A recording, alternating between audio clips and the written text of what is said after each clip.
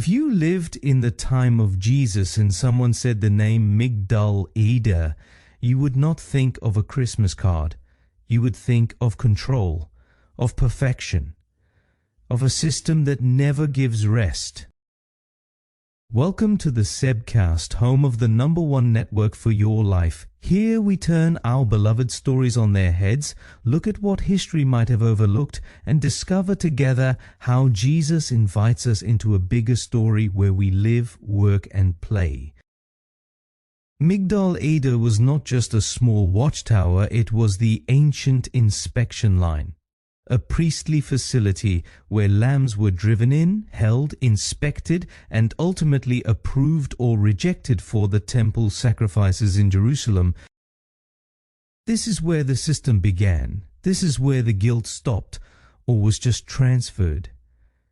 And now you read Luke 2, and you discover God chooses that place as the first place where the gospel is heard and seen.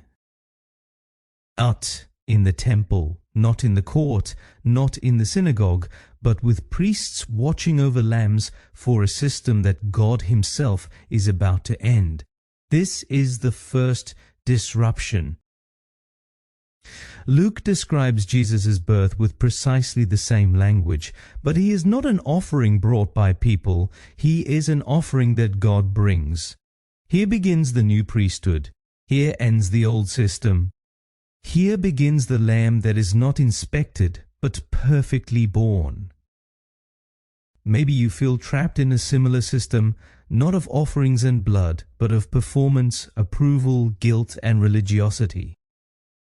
You try to be the perfect parent. You try to be the ideal employee.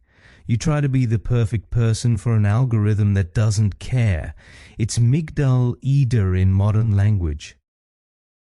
A place that says you must be without blemish to be accepted. But Jesus does not come into your life to make you better according to the system. He comes in to melt the system itself. He doesn't say, become a better lamb. He says, I am the lamb. You are free. This is the disruption. Not God plus your effort, but God in your place. Not another piece of religious effort, but a whole new system built solely on grace.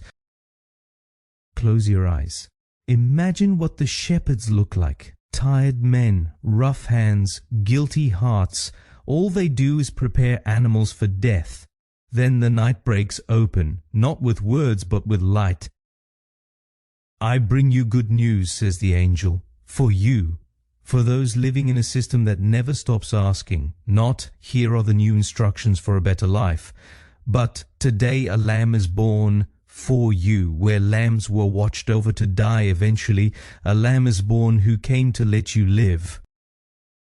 This is new growth for the #1 network for your life that you are part of and contribute to. If we become a church that tries to be better, we miss the point.